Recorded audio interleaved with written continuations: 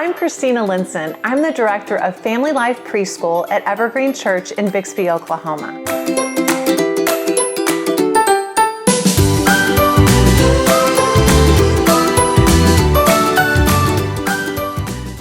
I want to share with you today how you can build up and support your volunteer team.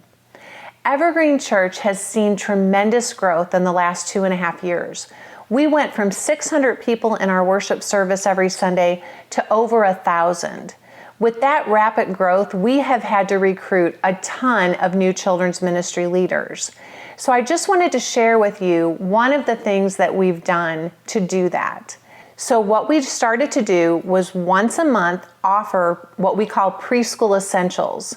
I put it on the schedule, it's on our church calendar, and I advertise it in our church bulletin. I tell them their first step is that they need to attend our preschool essential class. And what we do in that class is just give them an overview of our ministry and how they can plug into that. I use a simple PowerPoint presentation to help keep me on track. The link will be below in the description. Now, don't get intimidated by that. I'm not very good at technical stuff and I'm terrible at graphic design. I don't worry about that. I just keep it really simple and it just helps me keep the class going. Our senior pastor, he did a wonderful job on an introduction video.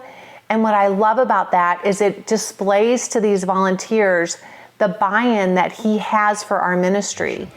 As you come into our preschool ministry, you are stepping into one of the significant ways in which the gospel passes from generation to generation. You are strengthening families. You are building the future church. You are touching the 22nd century.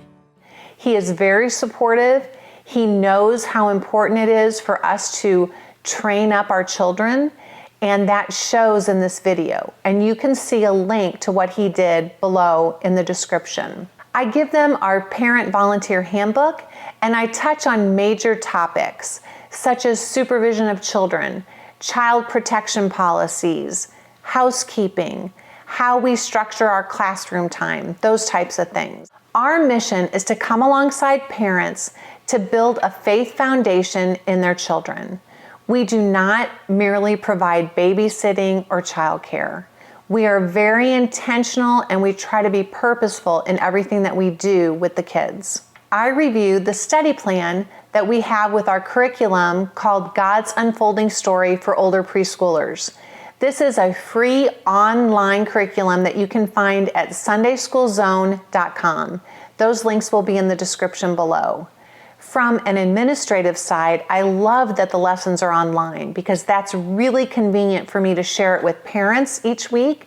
And also it's handy if I have a last-minute substitute teacher, I can just shoot them a link to that actual lesson.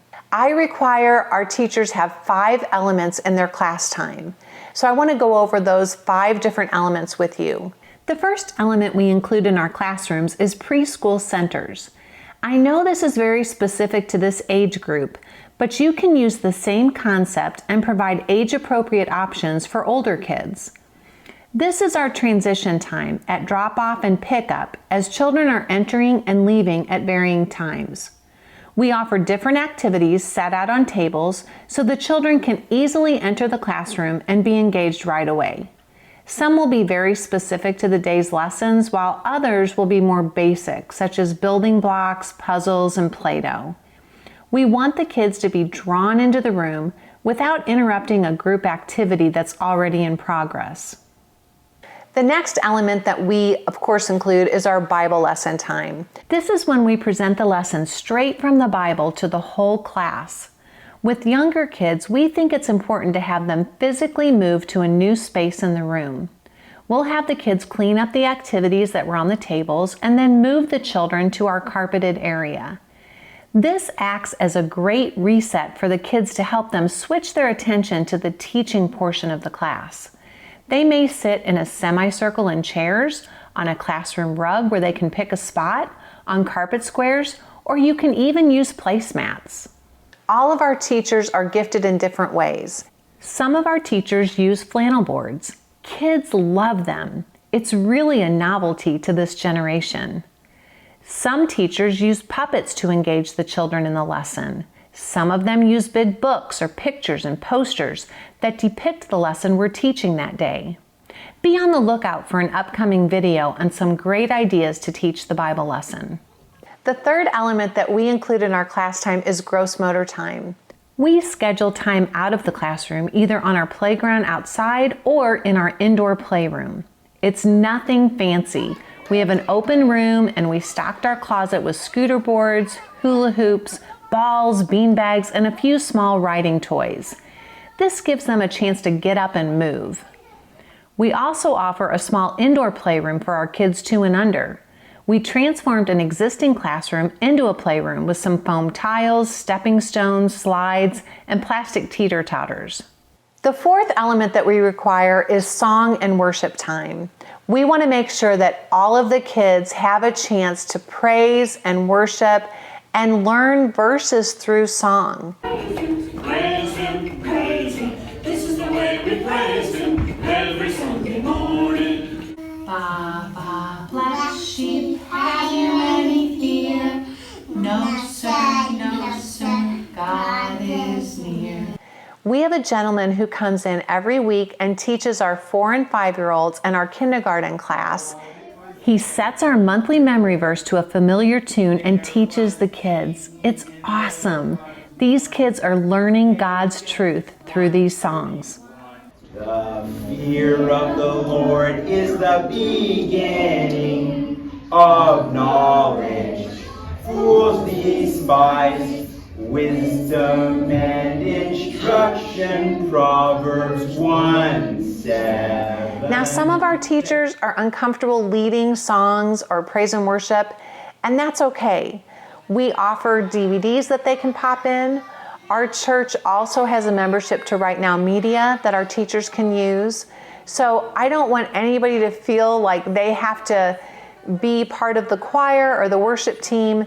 We make it really simple, but we want those kids to learn God's word through song. It's so effective. The fifth element that we want included in our class time is a craft or a hands-on activity. Now, the curriculum that we use is geared toward 4 and 5-year-olds, but we use it for our whole preschool ministry. The teachers in our younger classes make some adaptations to provide more age-appropriate crafts. They plan activities that will reinforce the daily Bible lesson. It allows the teachers time to connect with the kids and talk more about God's Word. Kids may work on a simple coloring page, a craft, or even a hands-on group activity. After I review all of that, then I make sure that everyone understands that they'll have to have a background check. I show them our master volunteer schedule. I explain to them what openings I have and what the requirements are for that. I set up our schedule with 3 commitment levels of volunteers.